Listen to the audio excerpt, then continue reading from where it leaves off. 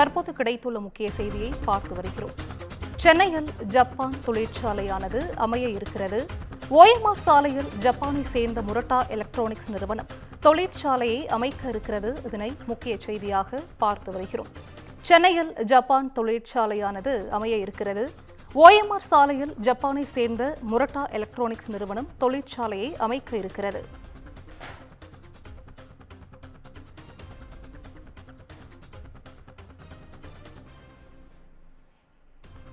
சென்னையில் ஜப்பான் தொழிற்சாலையானது அமைய இருக்கிறது.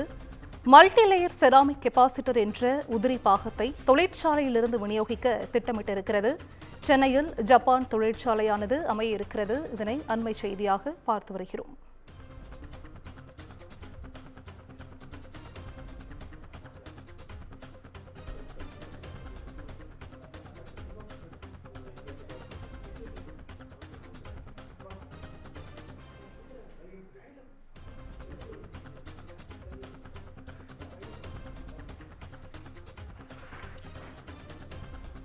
சென்னையில் ஜப்பான் தொழிற்சாலையானது அமைய இருக்கிறது. இதனை அண்மை செய்தியாக பார்த்து வருகிறோம்.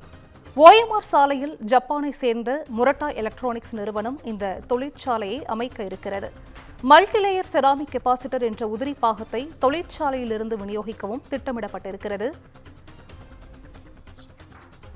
தலைமை செய்தியாளர் சிவா அவர்கள் நம்மோடு இணைப்பில் இருக்கிறார். சிவா, வணக்கம். இது குறித்தான விவரங்களை பதிவு செய்யலாம்.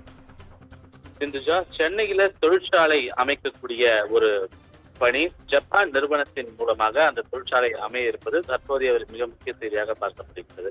ஜப்பானை சேர்ந்த ஒரு நிறுவனம், அதாவது முரட்டா எலக்ட்ரானிக்ஸ் என்ற இந்த நிறுவனம் தான் சென்னையில் தங்களுடைய தொழிற்சாலையை அமைக்க இருக்கிறது.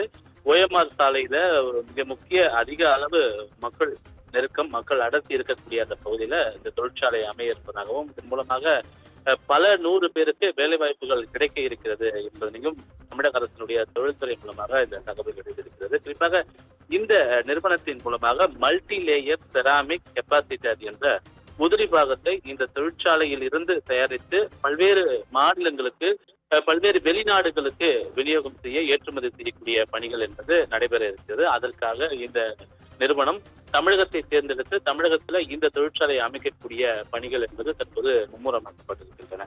இந்த முரட்டா எலக்ட்ரானிக்ஸ் நிறுவனத்தை பொறுத்தவரை இந்த நிறுவனத்திற்கு ஆப்பிள், சாம்சங் உள்ளிட்ட ஸ்மார்ட் போன் நிறுவனங்களுக்கு உதிரி பாகங்களையும் தொடர்ந்து வேறு நாட்களாக வழங்கி வரக்கூடிய நிலையில இந்த நிறுவனம் அமைந்தால் தமிழகத்தில் பல 100 பேருக்கு வேலை வாய்ப்புகள் கிடைக்கக்கூடிய ஒரு சூழல் ஏற்பட்டிருக்கிறது. விரைவில் அதற்கான அதிகாரப்பூர்வ அறிவிப்பு கிடைக்கும் என்பதை தொழில்துறை தெரிவித்திருக்கிறது. முதற்கட்டமாக ஜப்பானை சேர்ந்த இந்த நிறுவனம் விரைவில் தங்களுடைய தொழிற்சாலையை சென்னையில், அதுவும் ஓஎம்ஆர் சாலையில தொடங்க இருப்பது தற்போதைய மிக முக்கிய செய்தியாக பார்க்கப்படுகின்றது.